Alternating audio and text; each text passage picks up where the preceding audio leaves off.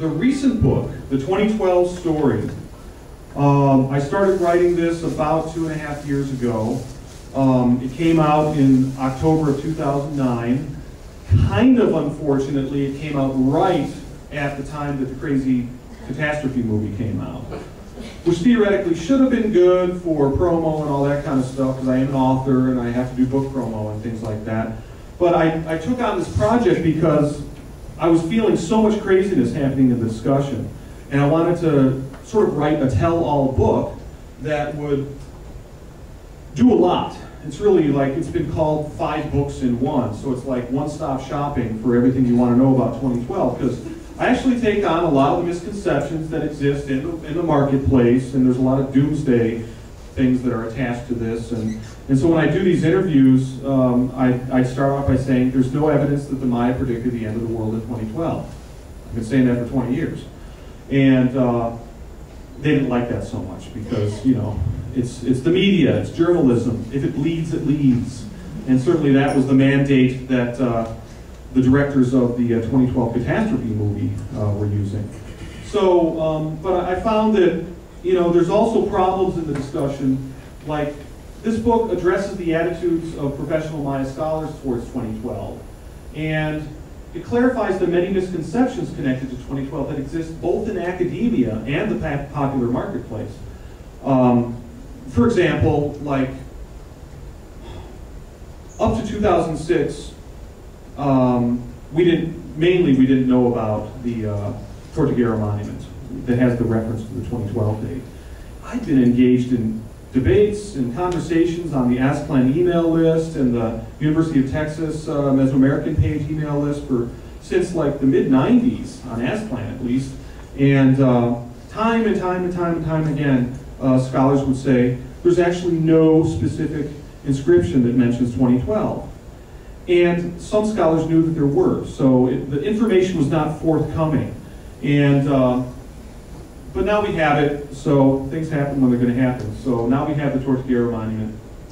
But,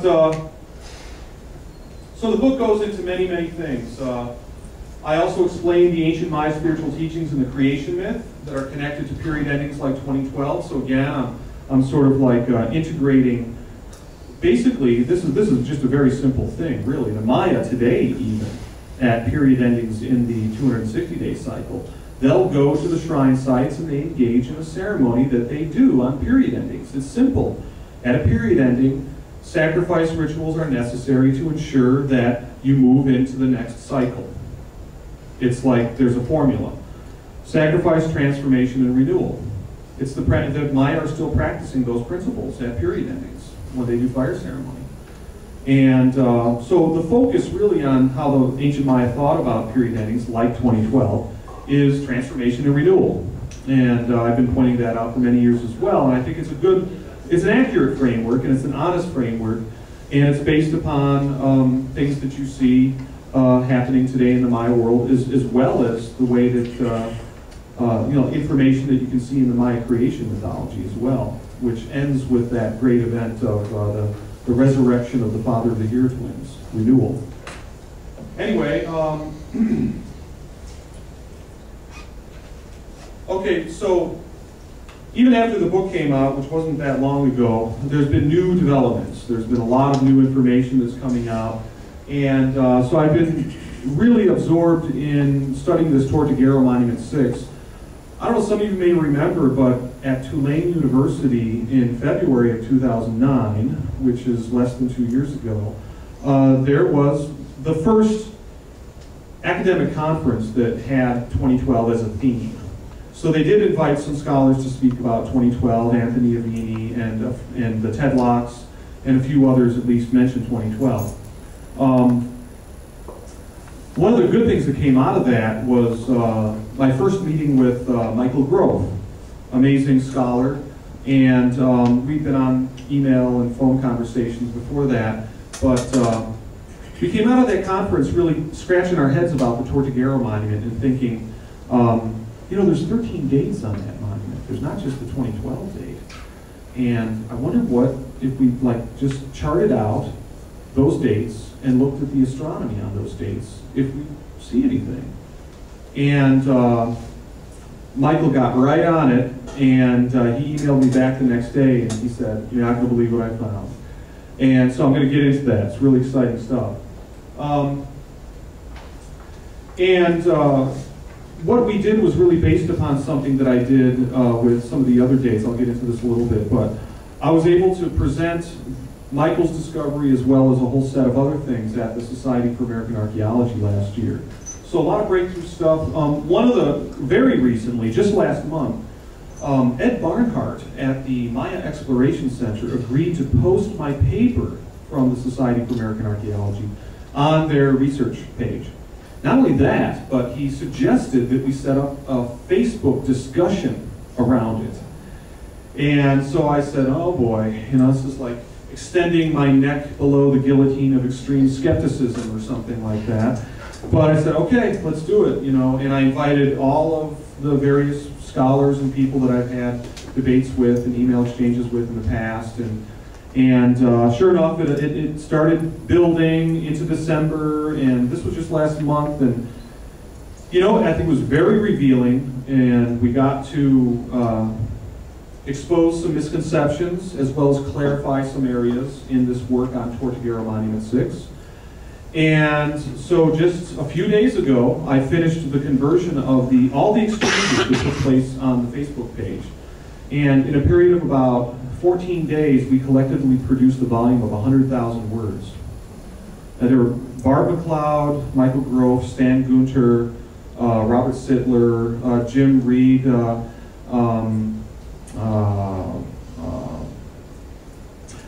Gerardo Aldana, Ed Barnhart, a whole bunch of people. So it was very lively. And you can go and read this for yourself now because it's posted on the Maya Exploration Center website. And I also posted a PDF of it on my personal page, johnmajorjenkins.com. So it's really exciting times in this whole evolving 2012 discussion. So generally the Maya world, you know, there's a very profound idea that's at the root of the Maya cosmology. We actually do have a lot of information about the Maya world that we can draw from, including ceramics. The ceramic codices, as they call them, the ceramic books. Here's a scribe doing his thing. He's got a little quill here, and you know, it's really a kind of amazing image of the scribe doing their work. The art is beautiful. This is from Copan. Incredibly elegant, very sophisticated. This is a reproduction of, it's kind of like that, well, it's basically an alligator tree and the head of probably the father of the hero twins. And so it's an image of the creation mythology. It's actually done by Linda Sheely. It's in the museum in Antigua, the Hades Museum that's run by Mary Lou Rittinger. And they've been great supporters of progressive work too through the years. Copan, carved monument here, as you all know. I'm going to run through this a little quickly. A wide variety of art styles and forms. Now, today, of course, there's Maya people are still around, and they're still doing fire ceremony. This is at the site of Takalikaba, and this was in 2007, actually, on one of the tours that Jim Reed organized and I was participating in. And we stumbled across this coincidentally when we got to Takalikaba, and that's when we met Tante Rigoberto, except Chamchabak. And that meeting has led to the Maya Conservancy and Jim Reed working to bring people together for the Izapa Maya tour that, as Jim shared, culminated in going to the site of Izapa and doing the fire ceremony. So, you know, it's kind of like planting seeds and honoring the meetings that happen. And I think there's really an incredible revival going on in the Maya world right now. And there's great opportunities to go to the sacred sites with the Maya people and experience the ceremonies.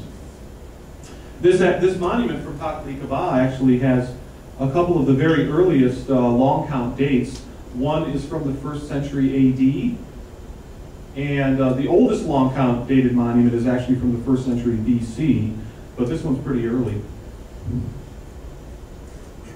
Takalikaba is really not that far as the crow flies from the site of Izapa, although Takalikaba is in Guatemala and Izapa is in Mexico. I think of them sort of as sister cities in many ways because of the information that's there. The Maya Conservancy is a new nonprofit, and it's dedicated to the preservation and protection of archaeological sites in the Maya area. And they did sponsor the first tour that we did last June, and they're also involved in some other projects that I'll get into here in a minute.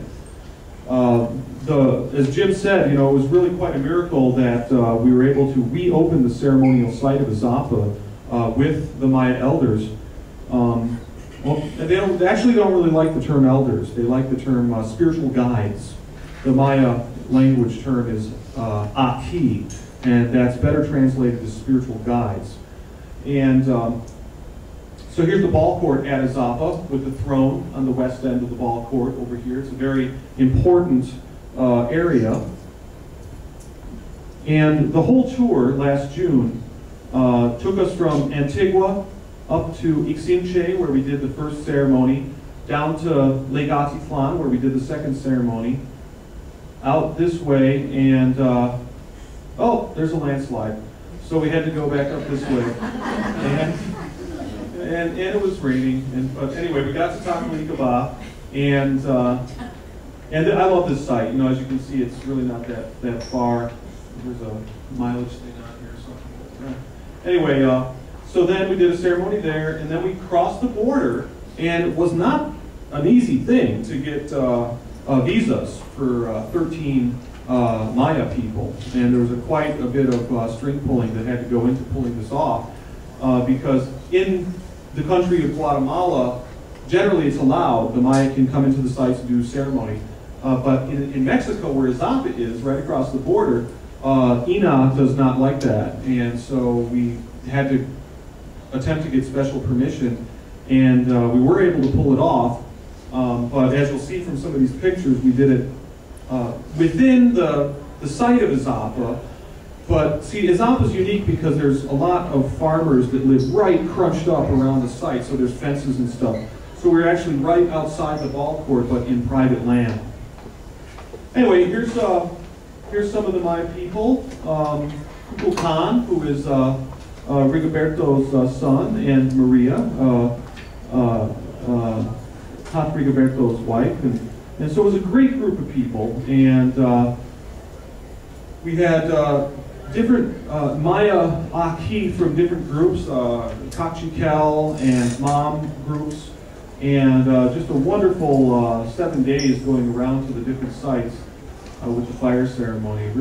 Really an amazing time. Meant a lot to me because with all the time that I spent in Central America doing projects from the late 80s into the 90s, and to bring this all together was actually quite historic for a number of reasons, not just because we were able to have the Maya there doing ceremony at the site of Izapa, but because the Tapachula government invited us to be honored guests at the town council meeting in Tapachula, which is a big town. And it was like honoring and accepting and honoring the fact that the Maya were there, because they knew what we were doing. So it was really touching in so many different ways. And Rigoberto stood at the podium and gave a speech, which is really amazing. We'll get to that in a second here, but there's a lot of different slides here.